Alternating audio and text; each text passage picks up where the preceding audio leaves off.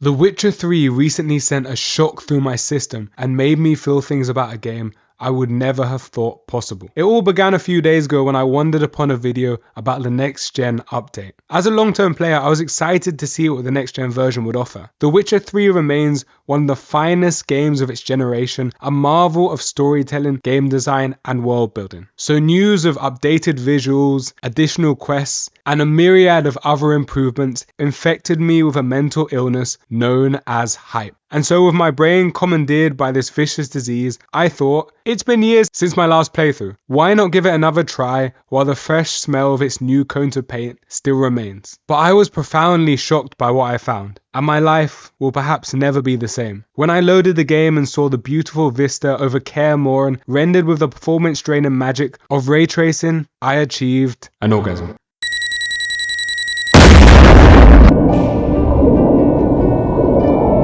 Yes, you heard that right, an orgasm. This was not a pure, visceral feeling, but a psychedelic wave of appreciation for the sheer beauty of the content. You see, at this point, I was used to Yennefer's remarkable protruding buttocks, and as an adult, even the next-gen coating was not enough to bring out the fireworks. But the intensity of my entrancement could not be described in any other term. It represented a kind of metaphysical thank you, a pulsing appreciation for the game design. You might think this sounds great, but the pleasure of this experience had a flip side. I could no longer enjoy the game. By the time I reached White Orchard, the newfound ironclad, post-nut rational stance my mind was dominated by meant I could no longer appreciate the transcendental beauty of each blade of grass. But the memory of pure pleasure I'd experienced a mere 20 minutes earlier had given me a lingering thirst for greater things. Fortunately, The Witcher 3 provides, and I once again rejoiced at the gratuitous violence that ensued as Geralt slaughtered a group of soldiers in the White Orchard Tavern, soaking the place with the patriotic blood of Cimmeria. After this moment, I decided in the warmth of my delightfully fluffy pajamas that my playthrough would no longer be restrained by moral norms. My Witcher 3 would be a journey of pure nihilistic pleasure seeking, an adventure through the sunken depths of sin. And so,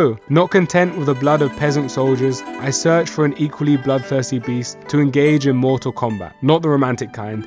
This isn't Baldur's Gate 3. Luckily, the Nilfgaardian commander was more than happy to offer up one, and it wasn't his mum, or yours. It was her revenge-seeking husband, who had adopted the tremendous form of a bloodthirsty griffin. After ferociously hunting the griffin, I remembered I did this for money as well. And despite renouncing materialism on my path to moral degeneration, I collected my prize at the garrison and was welcomed by the screams of a peasant being punished for the immense crime of providing off-date food. True.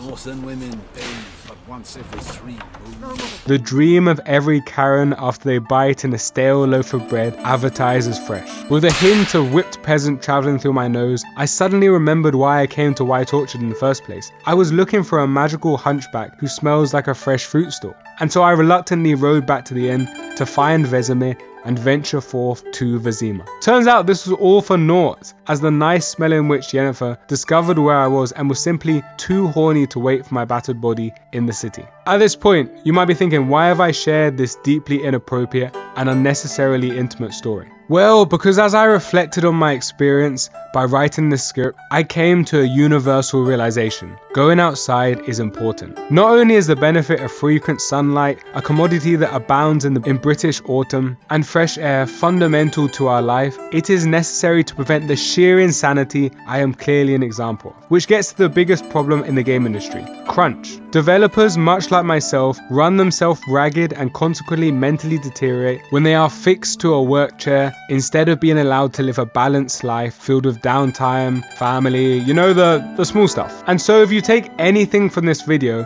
it's the importance of unionization in the game industry.